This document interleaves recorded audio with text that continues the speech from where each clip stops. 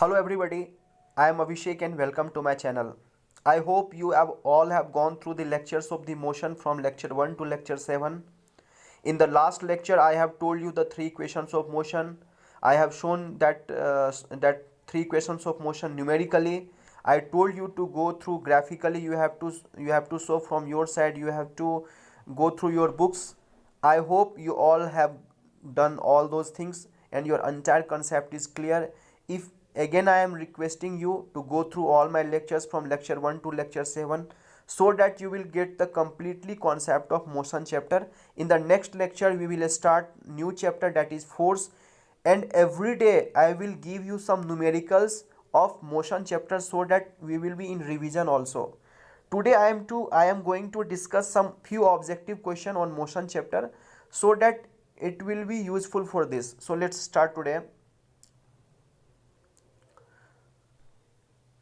The first question is, a particle is moving in a circular path, the displacement after half a cycle. It's very simple. In circular motion, half a cycle is this one. In half a cycle displacement is simply जो कि initial point और final points को line join करो, तो यहाँ से start हुआ यहाँ तक गया, तो हाफ पार्ट में ये लेंथ जो होगा वही डिस्प्लेसमेंट होगा. डिस्टेंस के लिए क्या होगा, कंप्लीटली कर्व देखना पड़ेगा जिस कर्व से वो आया है, तो कर्व के लिए सरकमफेरेंस का half, it means pi r will be the distance. But इसने डिस्टेंस नहीं पूछा है, displacement is a simple line joining initial and final point. Its length is 2r, twice the radius of twice the radius, that is the diameter. So the correct answer is 2r. I think it's clear. Second is the numerical ratio of displacement to distance for a moving object is.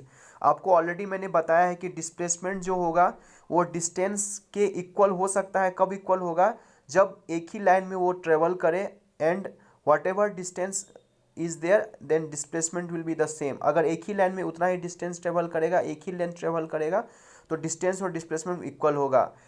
But normally case में displacement will be always lesser than the distance, क्योंकि distance is the complete path but displacement is simply the line joining initial and final point, that is the shortest path. तो इसका जो correct solution होना चाहिए वो less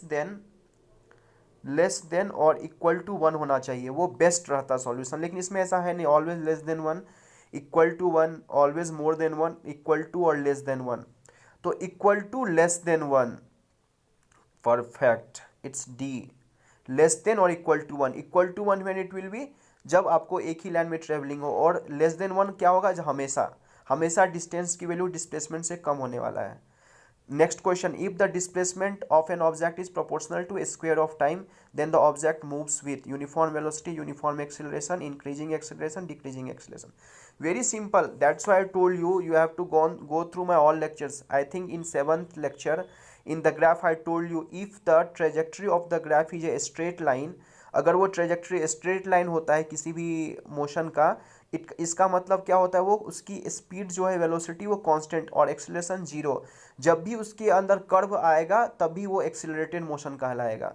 तो अगर question में ग्राफ में इज प्रोपोर्शनल टू सिर्फ टाइम दिया रहता, तो प्रोपोर्शनल टू टाइम में इस तरह का ग्राफ होता है, इट मीन्स स्ट्रेट लाइन में उसका एक्सेलरेशन जीरो और वेलोसिटी कांस्टेंट. लेकिन ये proportional to square of time है, तो क्या याद रखो आप, स्क्वायर ऑफ टाइम में ग्राफ जो आएगा वो कर्व जैसा आएगा, तो वो कैसा मोशन कहलाएगा, एक्सेलरेटेड मोशन होगा. तो यूनिफॉर्म वेलोसिटी तो नहीं होगी, क्योंकि यूनिफॉर्म वेलोसिटी स्ट्रेट लाइन में आने वाला है.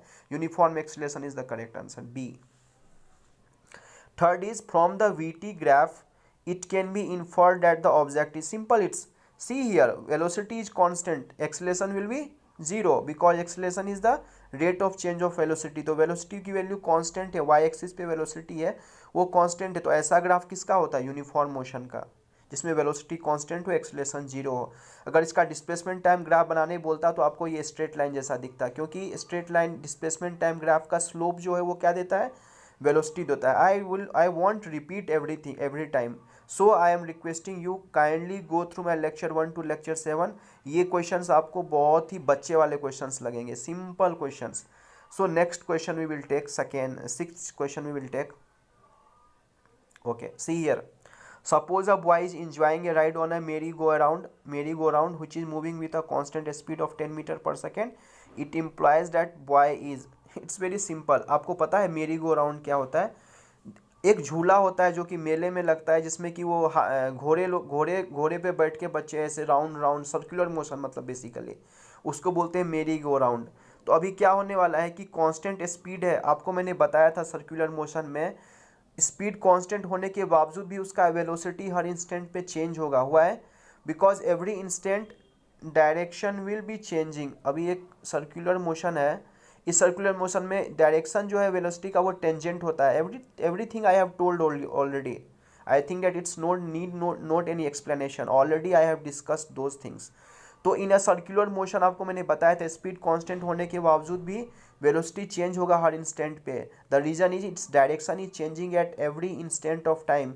If its velocity will change at every instant of time, it means it's accelerated motion. So option is C, accelerated motion, because acceleration is change in velocity only. velocity change हो रहा है तो वो acceleration हो रहा है। अगर speed change नहीं हो रहा है बट वेलोसिटी चेंज हो रहा है, इसका मतलब एक्सेलरेशन है उसके अंदर, बट एक्सेलरेशन की मैग्नीट्यूड जो होगा वो कांस्टेंट रहेगा, लेकिन उसका डायरेक्शन चेंज है। तो acceleration is a vector quantity, चाहे डायरेक्शन चेंज हो या मैग्नीट्यूड चेंज हो, वो एक्सेलरेटेड हो ही जाएगा। That's why the reason is it's a accelerated motion.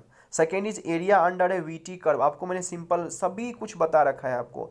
If area under curve की बात होती है तो प्रोडक्ट टर्म आना चाहिए, तो प्रोडक्ट टर्म आएगा तो उसके area under curve means product term आना चाहिए। जब भी स्लोप की बात होगी तो डिवीजन आना चाहिए। सब कुछ आपको बोल रखा है, डिवीजन है मतलब स्लोप, अगर मल्टीप्लीकेशन है प्रोडक्ट टर्म है, इसका मतलब area under curve. We T curve है तो वी इंटू टी क्या होता है, प्रोडक्ट होना चाहिए। बताया आपको area under curve means product term. आप देखो, अगर आपको आपको अगर देखना है स्लोप की दे, मतलब आप क्या देखो, डिवीजन टर्म देखो, V into T is simply distance और डिस्प्लेसमेंट। डिस्टेंस और डिस्प्लेसमेंट को मीटर में मेजर करते हैं, so metre is the right answer.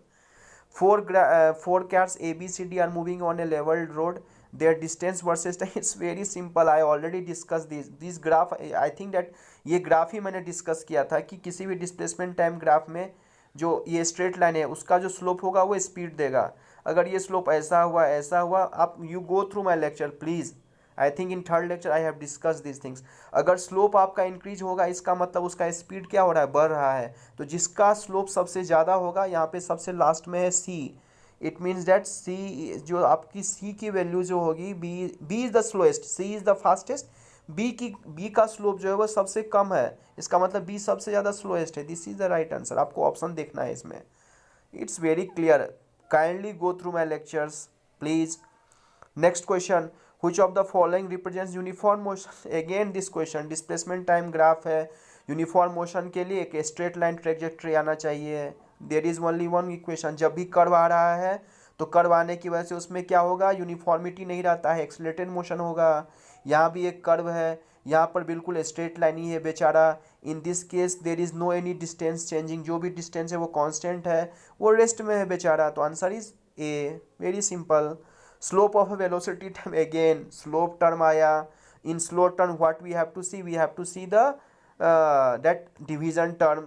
If there is area under curve, product term. In velocity time graph, v upon t because slope is there, तो आप divide करके देख लो division term v upon t वो क्या होता है, change in velocity by time, acceleration. So acceleration is there, so simple. That's why I am telling you kindly go through my lectures. So today I will stop my lecture here. In the next lecture I will give few numericals based on it and equations of motion, so that you will get the clear concepts. And in the next lecture I will start new chapter force also, and I will revise these motion concepts. I think everything is clear to you. ये आपको थोड़ा मुश्किल लगेगा अभी अगर आपने मेरे lectures को नहीं देखे हैं, तो if you will go through my lectures, मैं आपको प्रॉमिस के साथ बोल सकता हूँ कि आपका एक भी क्वेश्चन नहीं छूटेगा। Every questions you can take, you can solve easily, क्योंकि सब कुछ मैंने डिस्कस कर रखा है in a conceptual manner. Kindly go through my lectures. Today I will stop the lecture. Thanks a lot for listening. Take care your health and thanking you.